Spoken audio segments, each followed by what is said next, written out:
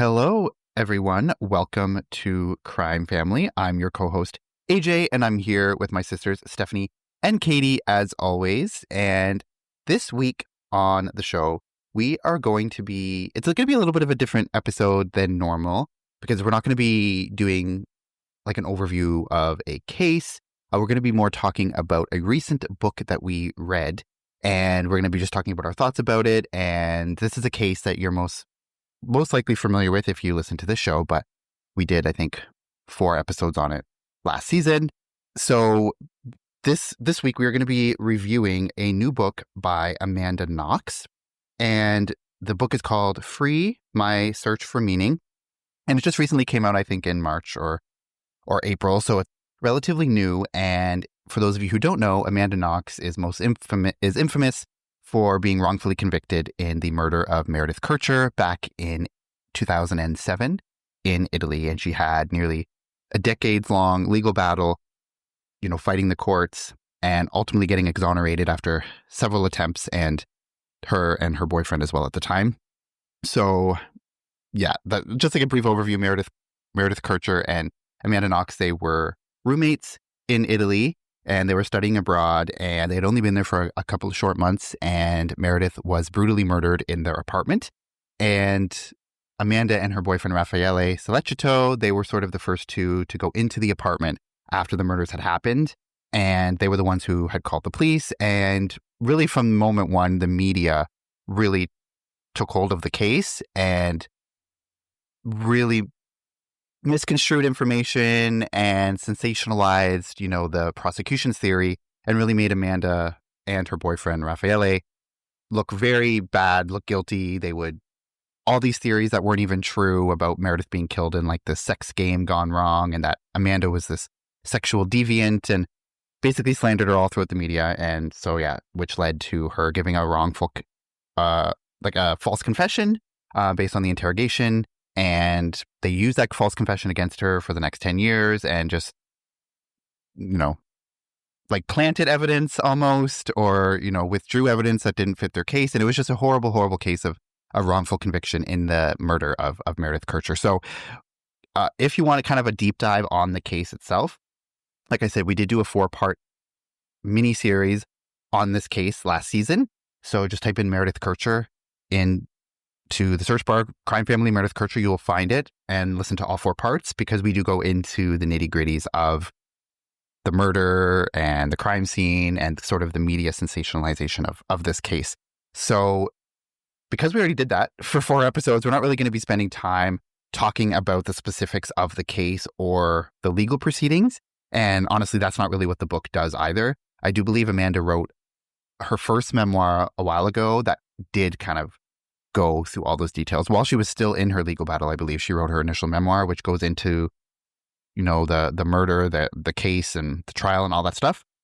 So you can read her book or listen to our show, but this focus of today's episode is really going to be just about her Amanda Knox's new book, and just our takeaways from it, and just anything that stood out to us, and just a general discussion about it. So we do recommend that you go read the book yourself or listen to the audiobook as well. Amanda Knox, she narrates it for the audiobook. So it's a pretty interesting read. So we'll, just search for her book online and you will find it if you would like to read it. So I guess to start off the discussion, do either of you have sort of any initial thoughts, or what are your takes on the book initially?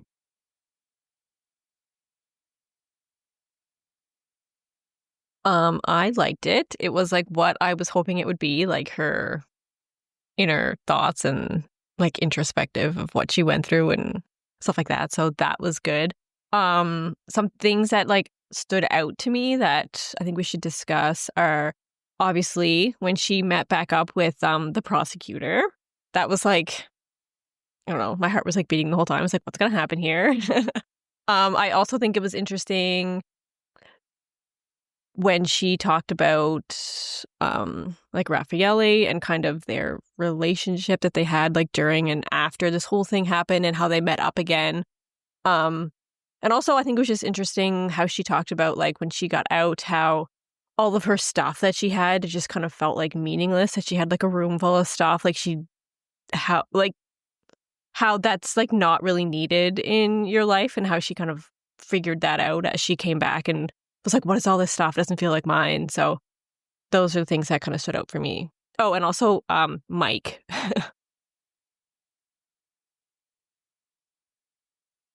Yeah, like, so I didn't hate it, but I didn't like, it wasn't like a wow factor for me. Like I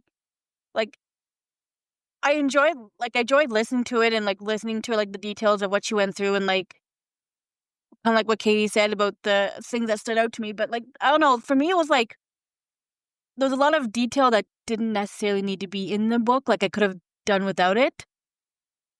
But then again, like the part that Katie was talking about, like the prosecuting stuff, like that was very interesting to me.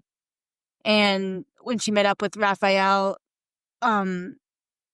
during and after the trial, that was really interesting. But a lot of it to me was just okay. Like I feel like, I don't know, maybe I'll need to read it a second time, but it wasn't really like a wow factor for me. But there were some points in it that I really liked.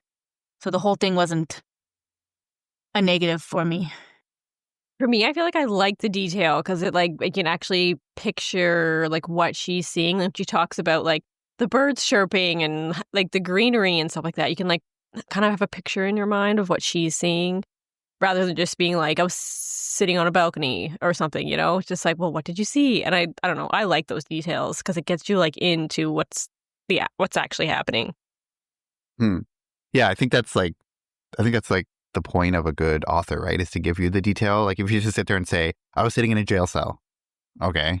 You're sitting in a jail cell. It's like, okay, but you tell us about the jail cell. What does it look like? And then like the details, she does go into a little bit of like what her life was like behind bars for the 4 years or close to 4 years that she was in prison. So that was like interesting to me, the chapters that were sort of about some of the other people that she was in there with and her life. But I guess I just, not a disclaimer really, but I guess going into reading it, like if you're going into it thinking that it's going to be a deep dive into the specific details of the case, that's not what this is.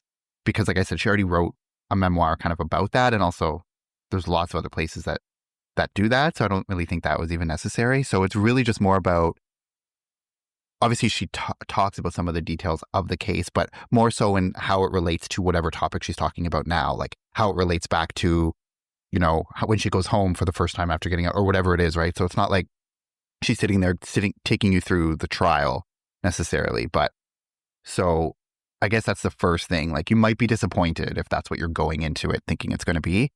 Yeah, but also, I mean, the name of the book is Free, My Search for Meaning. And like I think the whole point of the book is like her being free of this whole thing that she got caught up in, right? Like she doesn't want this to define her. And so for the whole book to be about that is kind of like going against, I think, what the whole point is for like, obviously it's a part of her, but like move on from this chapter in her life, basically. And I think that's like the whole thing's about, basically. I think for me, like I was kind of like, I envisioned the book being like her like obviously it was outside of the trial and everything, but I think for me I was looking for more like what her life was like now and like how it made her feel and like all the memories they were bringing back. Like I didn't really want to listen to like, I don't know, some of the time she went into like the trial and stuff like that, like 'cause I already knew that, like, but I don't know. But she didn't really go into the trial. Like she didn't sit there for hours talking about the trial. She did she did go, like she did talk about it for a little bit. I don't know, maybe I was just thinking the word free was like Katie said, like I was thinking afterwards. I wasn't thinking like she was gonna like tell me like from the time she got arrested to the time she was exonerated. Yeah. Well, but I mean, I would say more than half of it is about after. Like most of it is taking place when she gets back from Italy, and you know how she deals with like all the scrutiny that she had, how she has no anonymity now, and like the jobs that she worked after she got back and how that was, and then like the people that she dated after, and we'll probably go into more of that, and like how she came to terms with it, and then it's like her going back to Italy all those years later to like sort of make it come a full circle, or to just like wrap up tie up those loose ends, I think, because towards the end of the book is, or it's sort of all leading up to that. And then towards the end is like when she meets with the prosecutor again, face to face, and meets up with Raffaele in Italy. And so that's kind of like, it's like what happened in the in-between, like when she got out, when she went back to the US, and then when she goes back to Italy to like revisit all this stuff for the first time, and like all the growth that she had done and had to do to get there. So I think that's the point of the book. And so I would say, to your point, Stephanie, like 75% of it is after. So yeah, maybe I could just, I don't know, maybe I thought the whole book would be about that, not just like 75%. I don't know. Like I liked it. Like those parts I really liked about talking when she talked about being free afterwards and all of that. I know I just could have done without the like flashbacks of the trial and stuff like that. I don't know. Yeah, but I do think also that those details too were important. Like, I think the amount of time she spent on it was like necessary to explain what's happening like later, kind of, right? Because that's always, so she's sort of like tying it to, because the whole point is like how she came to be ultimately free of everything that happened to her. So she has to revisit what happened to her in order to explain how she overcame it, kind of thing. So yeah, I think it would have been impossible for her not to mention any of that, because then like, especially if you're not familiar with the case and you're like picking up this book for the first time ever hearing about her, like you'd be completely lost if she didn't go into some of that. You'd be like, what the fuck are you even talking about? Her first book isn't that goes into all the case and stuff like that? But yeah, I didn't, and full disclosure, I didn't read her initial memoir. I think it came out like in 2000, I don't know, 15. Yeah, I never read it either. But I'm just thinking like that's what it was about, like a whole entire trial and all that. Like, I mean, yeah, she had to revisit it. I mean, you can't make a book without mentioning that stuff, but I don't really think it was, I don't know, maybe we all different opinions. I just didn't think it was necessary, but that's just me. You just probably didn't, that probably like the least interesting part for you. Just 'cause yes. you heard it before, basically, in a way. But yeah. But we didn't, I mean, I was interested, like, I didn't really hear anything about her, like, time in prison. So, like, to me, that part was interesting, too, because when we covered it, we never really talked about what her experience was like being in that prison. So, even if anything, I think I wanted to hear a little bit more, like, maybe spend a couple more chapters about that, but I get that it wasn't the point of the book. But I liked those chapters, like, where she talks about, like, how she learned to cook with, like, all the other women in the prison or whatever. And, like, I don't know, I just liked hearing those details. So to me that was yeah, and it was interesting that she had like planned, like she wanted to be a translator. That was kind of like her career goals, and then that's kind of what she became in prison in like a different way though. So that was interesting as well. And yeah, I think like hearing about what happened to her in prison and how she like survived those 4 years, if she went into more detail about that, I think would have been interesting. But yeah, like you said, that originally wasn't the point of the book. The point of the book was like the freedom from that. So yeah, I think it was good. Yeah, and I guess we can go into, since you mentioned it, Katie, we're talking about Mike, was his name. So what were your, Katie, maybe like talk about, if you haven't read the book, talk a little bit about that, but then your thoughts about it, if you'd like. Okay, so Mike's not his real name. She never says his real name. She just calls this guy Mike. And it's like Amanda and her friend are kind of out at the bar one night, just like hanging out, talking about stuff. And then like this guy comes up to them and like starts talking to them or something and says that his friend just got out of jail for being wrongfully convicted of a crime. And then he brings over this guy Mike and they start talking about it. And then Amanda brings up, she's like, oh, I was wrongfully convicted and I'm out of jail as well. And they kind of, Amanda and Mike kind of form this friendship based on that, and they hang out and they like sort of date, like see each other a little bit. And like she says that they connected because of kind of what they both went through. And she even like brings him over and meets her family and everything, and her family gets like a sketchy vibe from him. They're saying like this guy is, trouble. And she's not seeing that because she explains this kind of like, it's kind of like weird that she not weird, but it's interesting that she has like this like trust, more like trusting of this guy than maybe she would have been before, because she felt like she knows what he's going through. anyway, they end up like moving. She moves to New York and this guy like moves in with her and stuff. And he starts being like someone that isn't working. Like he asks her for money. She has to give him money. He like hangs out on her couch and like doesn't do anything all day. And like what he says he was wrongfully convicted of, his girlfriend said that he was violent towards her or something. And like this girlfriend had made up lies about him. Anyway, it turns out that Mike actually was not a good guy and was super violent and dangerous. And like Amanda ended up having to like run from her apartment, like run away from him.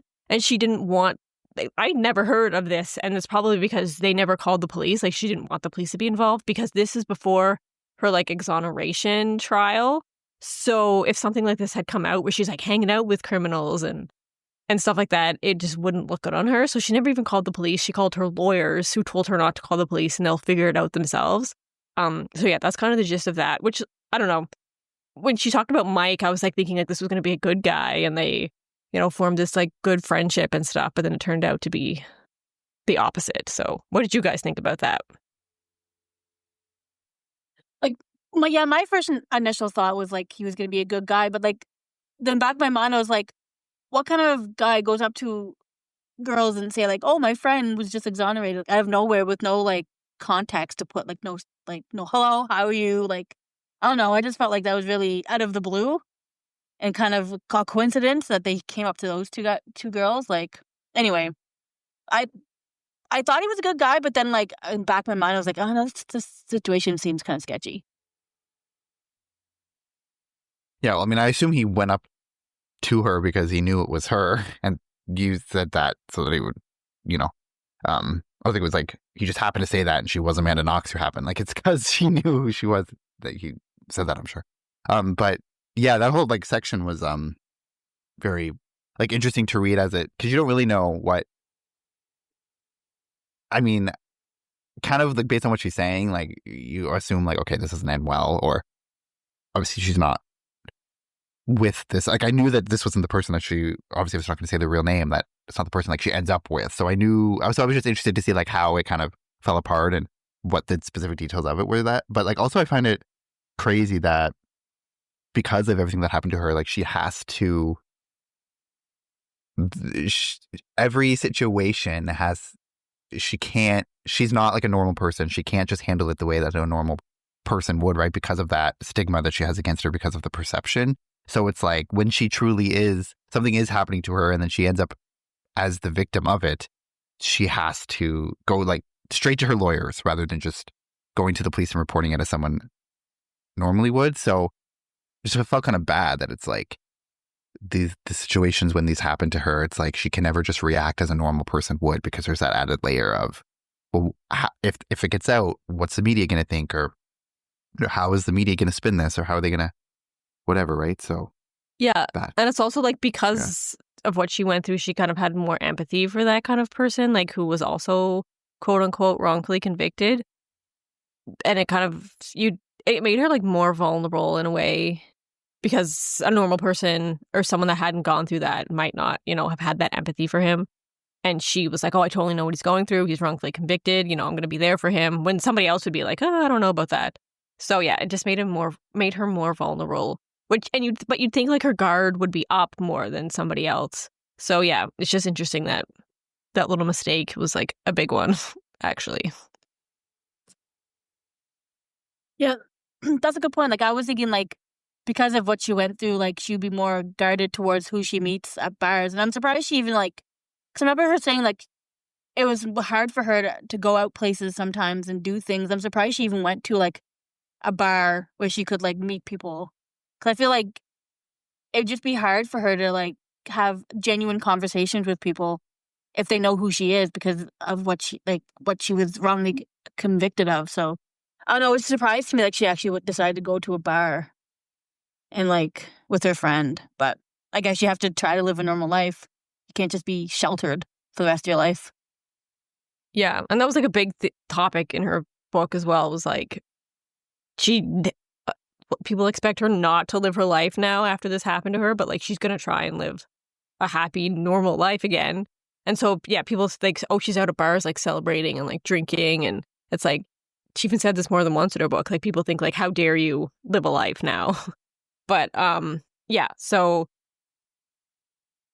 yeah, it's just interesting that like I guess you think her guard would be more up after all this, but it was actually like for that kind of person, her guard was like down when it really shouldn't have been. So just an interesting point. Like I feel like when I was reading this book, like I felt like so bad for her, just like from outside. Like after all the trial and everything was over and she was trying to get back to a normal life, because like can't imagine like everywhere she would go, like people would just like try to like ask her questions, or she wouldn't be able to get some peace. She kind of just wanted to be like, she kind of like a celebrity, but for all the wrong reasons. You know what I mean? Like she just wanted to like, well, she just probably wanted to finish school, go back to kind of how she lived her life before that. But then it's like maybe all of this happens for a reason, and now she's trying to be like a better person because of what happened. Do you know what I mean? But I know I just felt like super bad for her. Yeah, and it's kind of hard.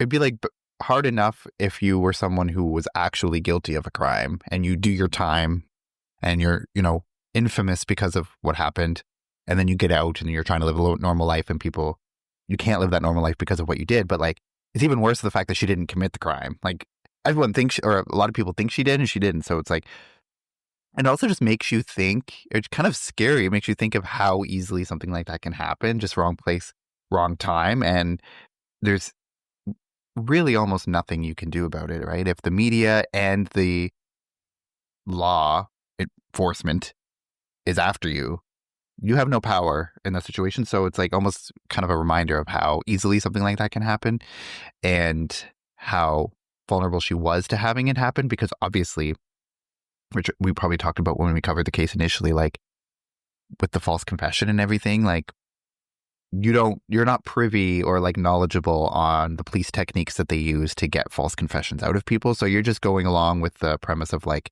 well, I'm totally innocent. I know I didn't do this.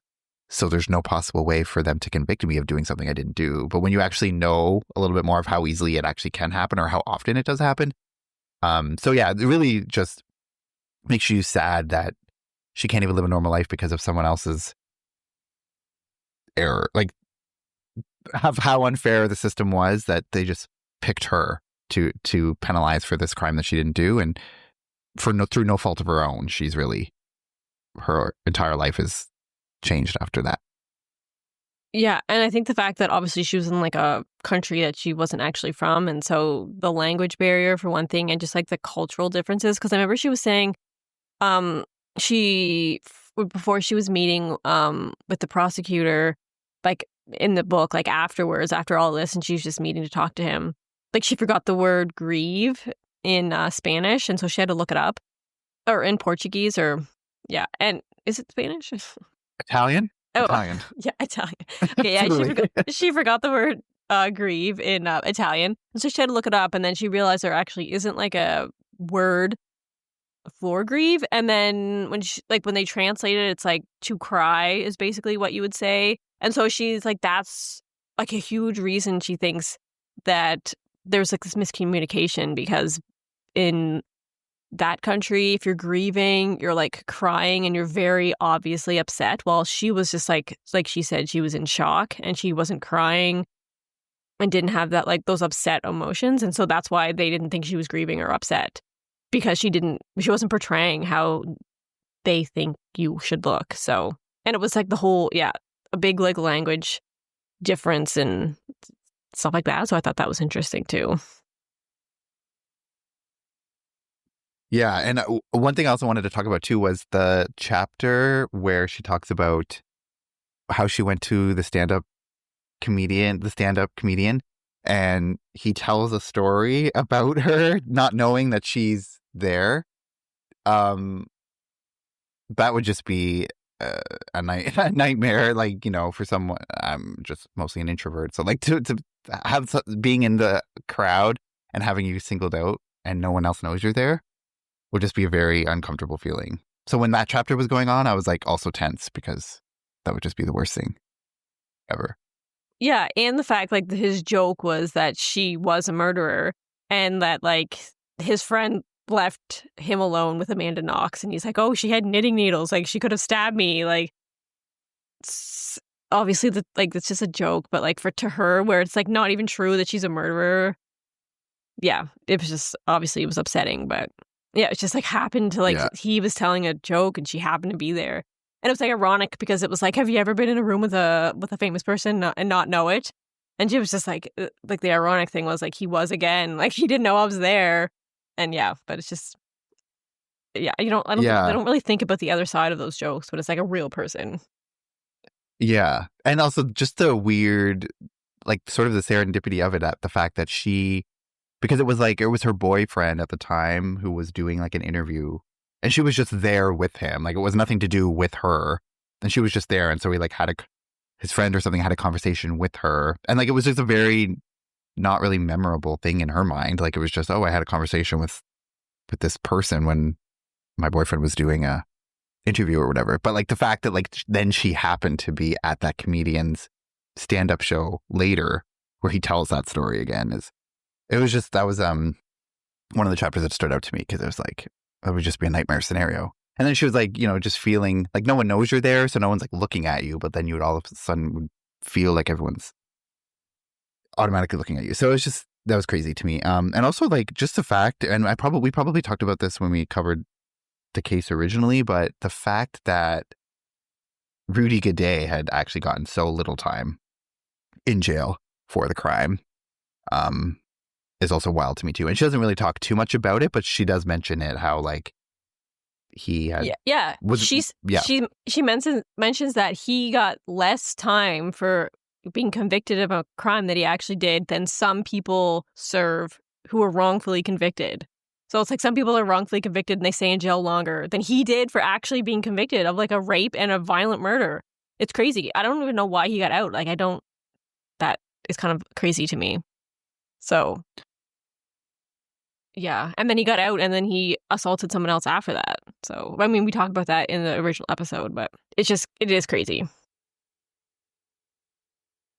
Yeah. Yeah, so that's just crazy to me. And so I guess the next portion we could talk about is sort of her encounter with this prosecutor that is a really big part of the case, obviously. He spent years targeting her, adamant that she did it, adamant that she was guilty, and then the fact that she years later goes back to Italy and actually meets with him. And like I said earlier, kind of brings it all sort of full circle again. Katie, what was your thoughts about that chapter of the book? So yeah, I thought it was really interesting that she decided to like reach out to him in the first place. Like they were actually writing letters back and forth to each other before they decided to meet up. And it was kind of frustrating how he was just kind of like skipping around an apology and like skipping around the fact that he thought she was innocent and that he made a mistake. Like he never actually said that. Like he alludes to it in some things that he says, but he's never like, I'm sorry, I made a mistake, you're innocent. Like those words never came out. It was like, and then she eventually says that she believes that he really believed at the time that she was guilty. And now she feels that he is on her side and understands her. But it's just crazy that he would never actually come out and say that. And like, I forget some of the things that he actually did say. But yeah, you can tell that I feel like he is remorseful and that he does feel bad about what happened. And that her reaching out to him is like a huge relief for him because that burden I feel like is off of him now because he can, they're not enemies anymore. They're just, I mean, I don't know if you call them friends, but they've reconciled, I guess. It was interesting. Yeah. But I think, and it's interesting that she, comes around to thinking like that ultimately she thinks that he really did believe that she was guilty. So it's not like he was knowingly going after and targeting the wrong person. But I mean, I feel like if you get into the details of the case, it's like there was a very glaring sort of, very glaring omissions of evidence or manipulation of evidence and straight up interference with the crime scene and stuff that like as a prosecutor, the person who's because also he was not only the prosecutor, but because it was in Italy, like he was the lead prosecutor, but he was also the investigator. Like he was at the scene of the crime the day that it happened, which we talked about it in the original episodes that we did on this. Like that's a little bit different, a difference in Italy of like the fact that the person who's there the day of the murders at the crime scene, the very first day, is also the same person who's then leading the prosecution in the trial years later, which is not how it's done. Yeah. Here, so for him to, like, as a prosecutor to say, oh, the evidence was bad and they botched the case would be him saying that I fucked the whole thing up and it's all my fault. So I feel like that's why it was harder for him to, like, say that he made a mistake, because it was, like, him the whole time that would have fucked everything up, which I think he finally comes to, like, the realization that he did fuck it up. Yeah. Yeah. Because if it was like in the States or even here in Canada, you as a prosecutor it would be a lot easier for you after the fact to be like, well, I just went with the evidence that I had. The lead investigators really botched the crime scene and manipulated things, and I was just going based on their manipulated evidence. But for that person to be the same person who was also manipulating the evidence and also following through with it in trial, it would be a lot harder for you to admit it. But also for me, it's like, why would you agree to this meeting and you're having this, you want to reconcile, but you're not going to then apologize or admit sort of the stuff that you did? Like up front, she has to sort of like interpret it like, well, I do think that this is how he feels, but it's like, you can't just say it. Like, why are you here in this meeting if you can't acknowledge your wrongdoing? Like, isn't that the point of why you're here? Well, because I think he does, like, not in these exact words, but he basically does say that he's happy that she's out and he believes that that she should have been let go. And he's happy that, you know, she has a daughter and a family, and he's happy that she's happy. So that makes you believe that, he believes that she's innocent and didn't deserve to be there. But the fact that he never actually comes out and says those words is a little bit frustrating to me. But yeah. And honestly, I feel like the whole fact that they had this relationship, like friendship sort of afterwards, and like she trusted him enough to like send a picture of her daughter to him before anybody else, but before like the whole media release and stuff like that. I was surprised that he was able to have that kind of relationship with her, because I just felt like he wouldn't be that open to it. But obviously, I don't know him. But that was surprising to me. That's part of the book that really stood out to me. Like, it was like very what's the word I'm looking for? Like, engulfed in that whole chapter that they were talking about. Because, like, to me, you know, prosecutors don't usually meet up with their defendants ever in like any cases you ever like see. So for me, it was very interesting. And you are right. Like, I feel like he kind of is apologetic, but like he's too much of I don't know, what's the word I'm looking for? He's too proud of his job, what he does, to actually say sorry, because most prosecutors aren't really sorry for how they do their job, I guess. So, but like, even for me, like, I was surprised she even wanted to like make amends with him because of what he put her through. Like, to me, like, I don't think I could ever be that brave and be like, put all that stuff aside and be like, oh, let's be friends. Like, I don't know. She's very very brave and to do that, because something I would probably never be able to do. Yeah. Well, I think that's part of the whole, like, the freedom theme is, like, to have that weight lifted off your shoulders. Like, that's, like, the whole thing is, like, this hatred towards him and, like, her hatred towards her. And, like, he's the whole reason this happened to her and stuff like that. And so for them to, like, reconcile that and just have that, like, lifted off of her, I felt is, like, the whole part, or a big part of her, like, freedom, I guess. So I think that was important for her to have that lifted. Yeah. And I think it's the whole point of the book, or a big part of it. It's like, she can't change the fact that this did happen to her. So it's like, she can either choose to be free of it and work through all the stuff that she does in the book, or just have this weight that's burdening her for the rest of her life, which it's like, that's not going to change what happened.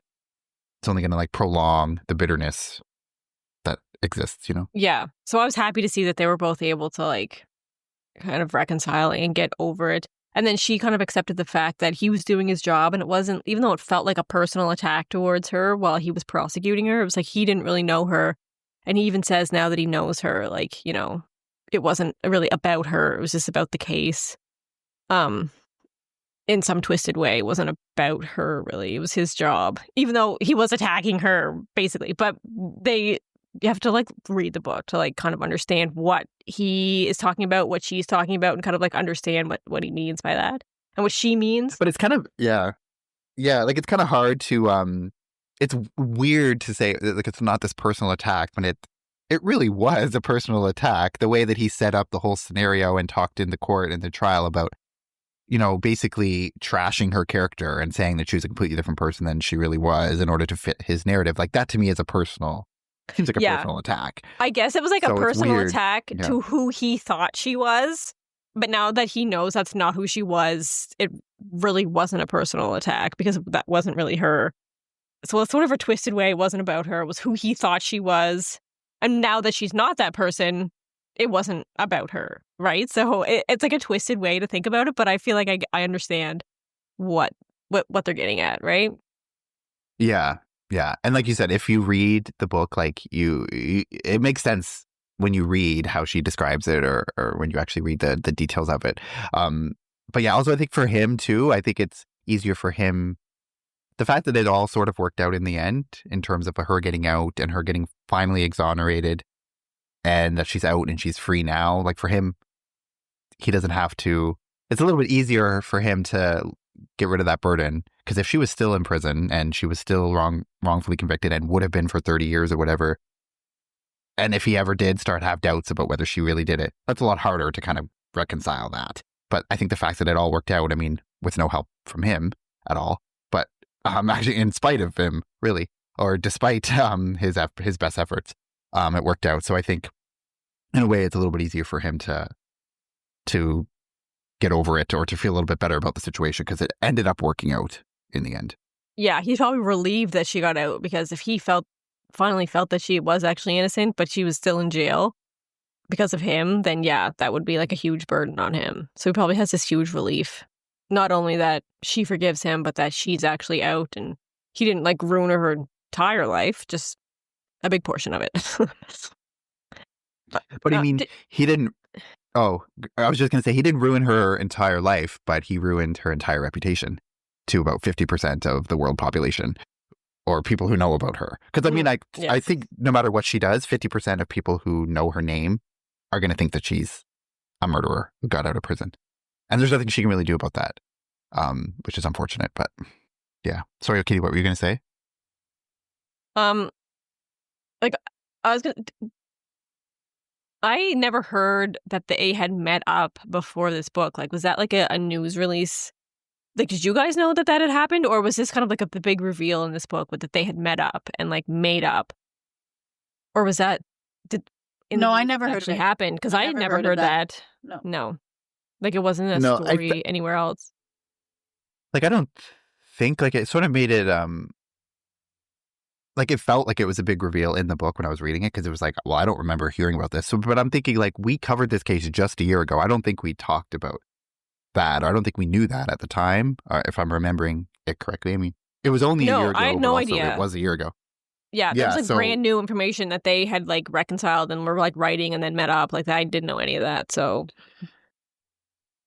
yeah, I know we did talk about in the last part, I think, of our 4-part thing, that she had gone back to Italy and had met up with Raffaele again, and they had, you know, spent a couple days or whatever, and she met his kids and he met her kids or something like that. So I knew that had happened and that she had been in Italy, but didn't know, I don't think, that she had met with the prosecutor. So yeah, that was new information for sure.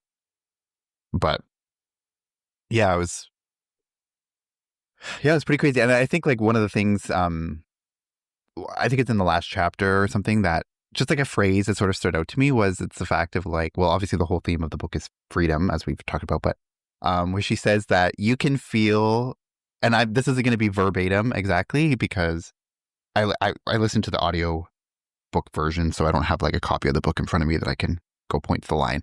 So it's not going to be verbatim, but something about, she's like, you can feel, what she's learned is like, you can feel free in a prison cell, but you can feel trapped in a penthouse. So that was just a line that stood out to me that I thought was like poignant. As of like, it's really all about like not necessarily your circumstances, more so how you're able to like overcome it and be. I guess it's your mindset. Yeah. It's how like you decide to like think about the situation and how you decide to react to like your circumstances. So it's like, yeah, you can feel stuck, but like if you change your circumstances, change your mindset, then you're not stuck anymore, kind of thing. So yeah, that stood out to me as well. Just kind of like that whole viewpoint is like, it's all up to you, like your situation. It's all not just in your mind, but like how you deal with and think about your own situation. Yeah. And I think like also just coming to terms with the fact that for the rest of her life, she is going to be infamous, or she's going to be known for this. So it doesn't really matter. And like I said, there's 50% of people who, I don't know if it's still 50%, but let's just say it is. 50% of people who are aware of this case maybe still think she did it. And I'm sure any YouTube video with her in it or about her, you're probably going to see in the comments, like a lot of comments of people saying that, oh, it's crazy that they let her out of jail. Like she's clearly guilty or all this shit, whatever. And to be fair, I think I was under the assumption that she probably did it because I didn't really do a deep dive into this case until we covered it, or maybe slightly before that. So if you're just going based on the media's narrative of her, then obviously you're going to think that she's guilty because they just spent years trashing her and that she was this horrible person. So clearly that's going to sway what your opinion is. So really, ultimately, it's just about like, she can't ever change that fact. So no matter what she does, half the people are going to be furious with that she even has the chance to do it because she's out of prison. But you know, one of the things if she can, sorry, go. No, because one of the things I was kind of hoping that you would kind of mention would be like, Meredith's family. Like, I mean, she might have mentioned it a little bit, but like, to me, like, if you want to be free, I feel like you should kind of like reconcile that relationship. I know they didn't really know each other, but like, because I'm sure her parents are like furious because nobody's in jail right now for her murder. Because he's out right now, I'm assuming, right? Because she got out and then he got out. So like, there's nobody there to feel accountable for what had happened. And part of me was like, maybe she should like communicate with her family and like kind of go like share her side of the story and like maybe have that like, I don't know, that what's what I'm looking for. Well, she does talk about that. She did reach out to them. She does talk about that towards the end, but she kind of, and she was also putting it into perspective of like, also in order for like for the victims of the like the family is also victims in this case, right? Meredith's family, because they lost Meredith and they'll never get her back. So in part of their healing or their closure, it's like part of it is they need to believe that you did it just so that they have the closure. And so that's why she says in a lot of wrongful conviction cases, it's very rare to see the family of the victim agree with an exoneration.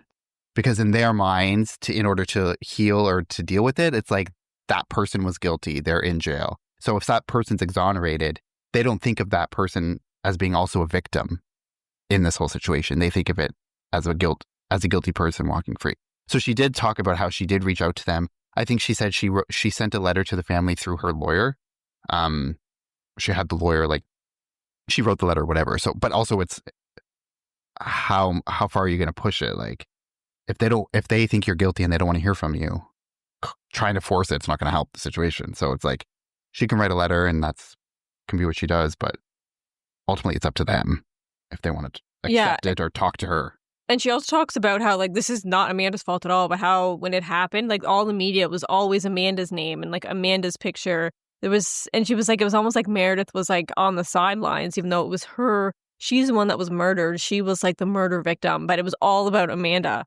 And she says, like, that's even today still, like, it's Amanda Knox is, like, the headline in most cases. And she's like, she should have just been a footnote like the other roommates. She's like, who everybody forgot about, which is like, I forgot about them too. I don't even know their names. And she's like, that should have been me. Like, nobody should know my name. It should have been about Meredith the whole time. But the way the media spun it, it was about Amanda. And I think that's why her family was disappointed or like pissed about that as well. Because it's like, she even said, like, her family said, Meredith's name is not out there.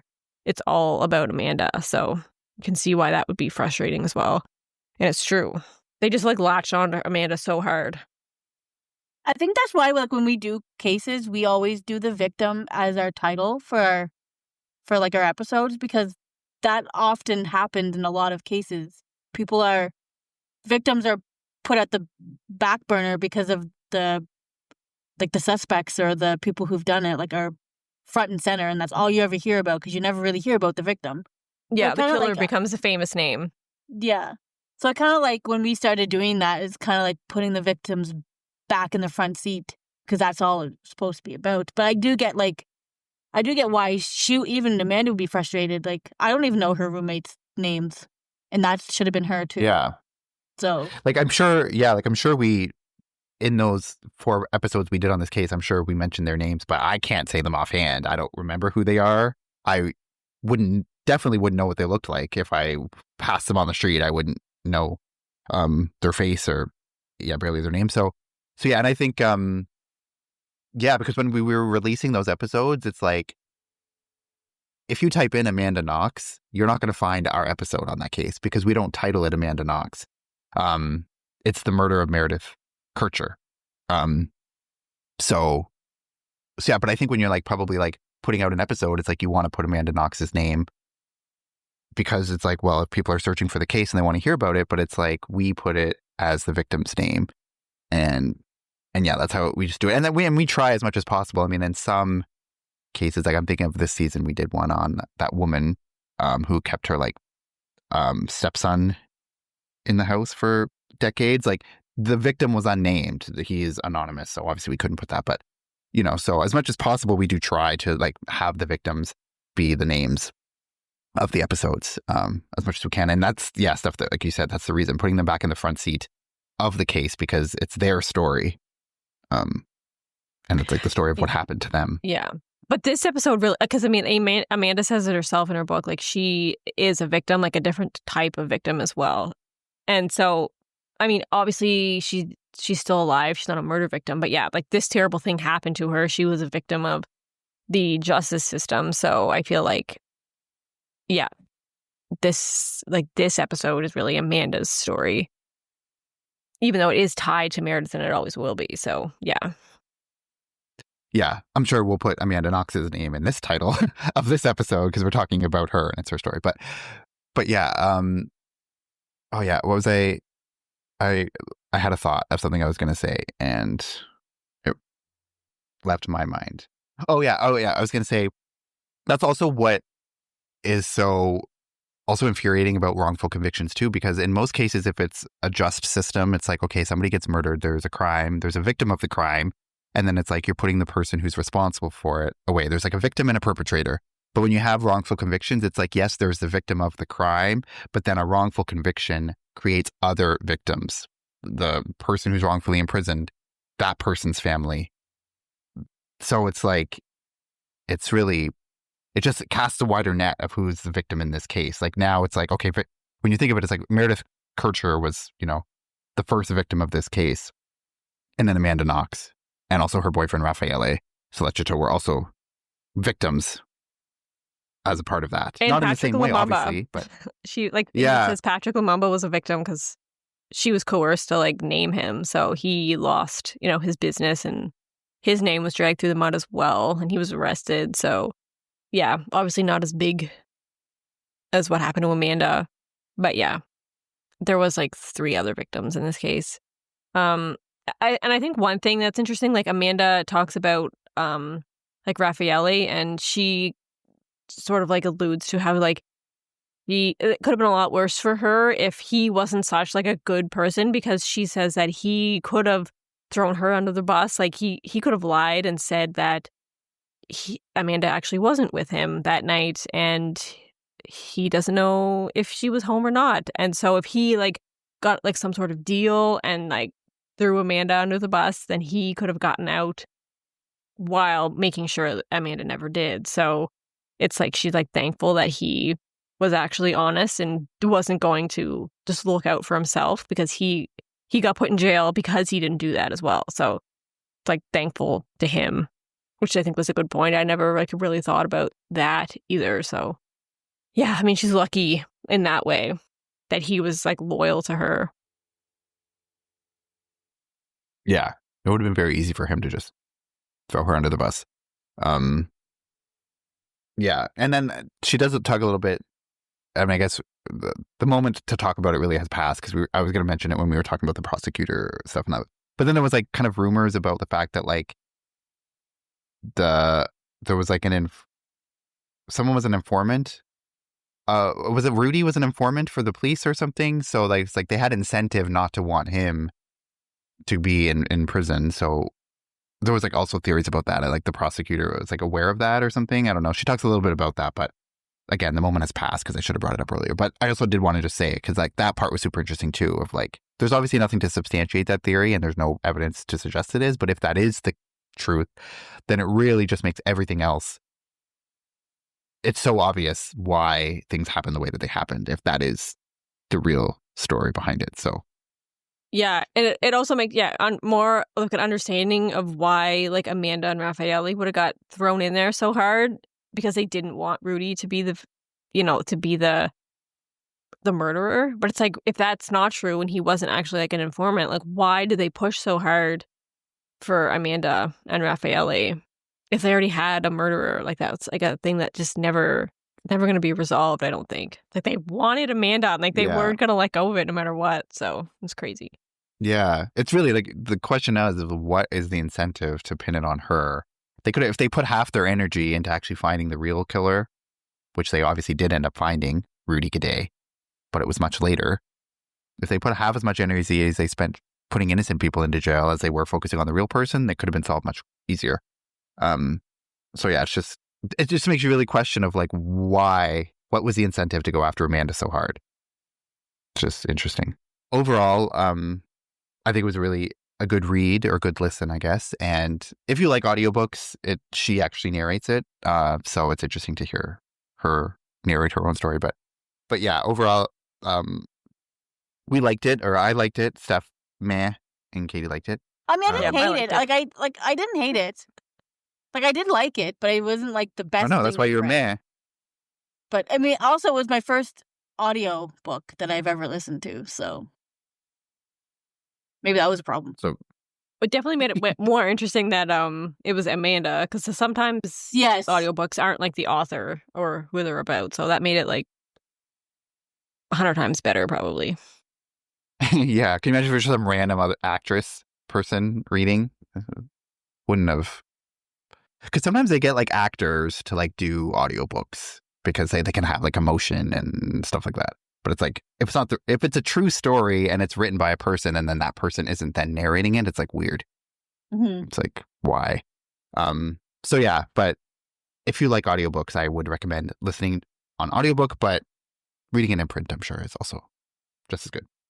So yeah, overall, good book, good story. And let us know also too if you liked our discussion of this, because we can also do this. We're thinking of like having some type of, not a side series, but like just having episodes here and there of the show that are kind of like a book club sort of thing where we're talking about a book. And maybe in the future, if you liked it, we can, let you know in advance that we're reading this book, and like you can have your own questions and stuff that you want, specific questions. So that's also an option too. So just let us know if you liked this episode about Amanda Knox's new book, because we love true crime, and we can also do the same thing for documentaries too, like watch a documentary and talk about it, which we have done before. But yeah, so overall, very good book, and kind of just sort of wraps it all up, right? Like wraps up her story, how she kind of came to terms, the closure, and kind of tied up all the loose ends. So I think it was a good kind of period to her whole story,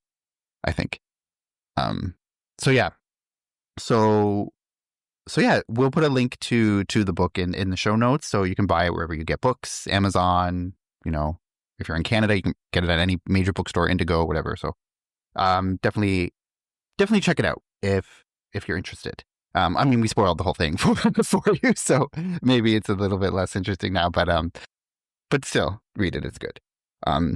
Yeah, so thank you so much. It was great to discuss the book, and I'm glad, or I hope you enjoyed it as well. So you can find us on all the social medias, Crime Family Podcast on Facebook, Crime Family Podcast on Instagram. You can check us out on TikTok. Just type in Crime Family Podcast. You'll find us. And you can email us at crimefamilypodcast@gmail.com and give us your case suggestions, your feedback, anything you'd like. We'd love to interact with you. You can also find us on YouTube. So subscribe to our YouTube channel where you can find the video versions of all of the episodes, all of the recent episodes, and also on Spotify. So if you listen to us on Spotify, you'll be able to get the video versions of all these episodes. And YouTube is also where you can do that. So if you like the video, check us out on Spotify or YouTube. And yeah, we'll be back next week with a brand new case, brand new episode. And until then, take care. Bye. Bye. Bye.